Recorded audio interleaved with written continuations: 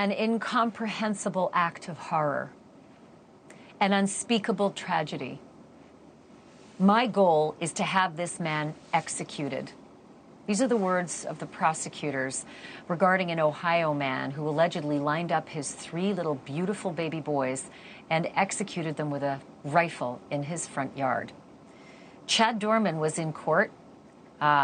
He confessed to all of this. And then when he was in court for his arraignment today, he cried and then proceeded to plead not guilty. And I want to give you a big warning right now, because I'm about to unload the details of what the prosecutor said he did in executing those boys. So if you are sensitive about kids and if you are sensitive about violence, this is your very robust warning, because it is really hard to hear this.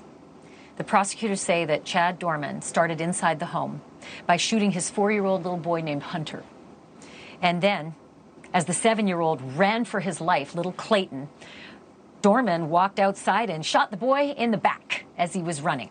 And when the boy fell injured, Doerman went up to him and dragged him back to the area where he planned the execution to continue, and he shot that little boy Clayton 2 more times in the head, killing him.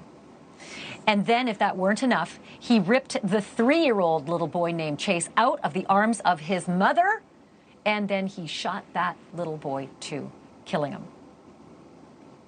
Prosecution said, "My goal is to have this man executed. I will do the utmost that he never sees the light of day again." Our NewsNation correspondent Alex Caprariello spoke to the family of those 3 little boys, the family that is still surviving after all of this. And we spoke a little bit earlier about just how horrifying this crime was.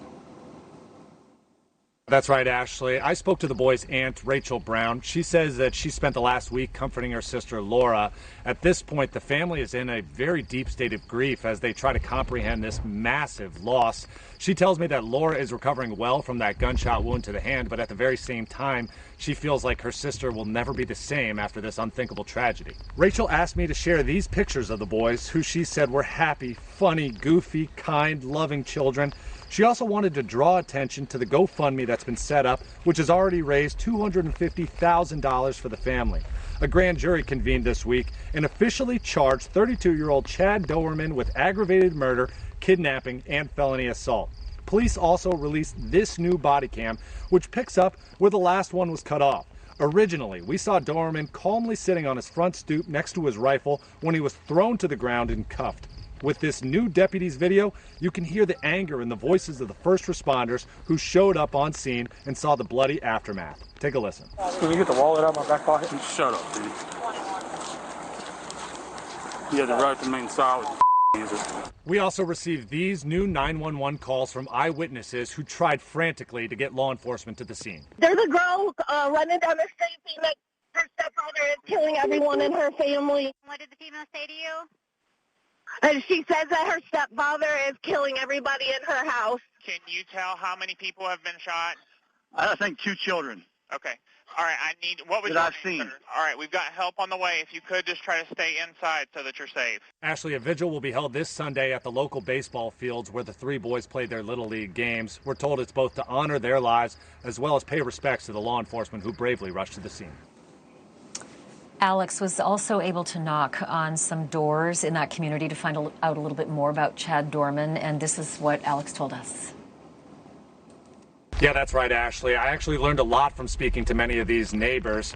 The one thing I heard the most often was that it really seemed that Chad had a bit of a temper. In fact, one neighbor across the street tells me that Chad once went across the road and threatened to slit his dog's throat.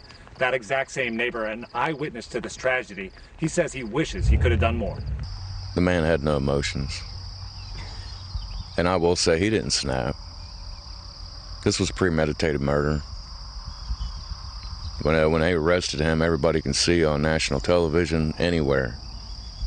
He has no remorse. And in that courtroom, that was the fakest cry I've ever seen in my life. So I don't believe none of that. Over the past few days, we've seen this memorial here on the front yard really grow. People stopping by to pray, to drop off stuffed animals, flowers, candles, and sports equipment. It's very clear to me over these past few days that these 3 boys really made an impact on this community. Ashleigh?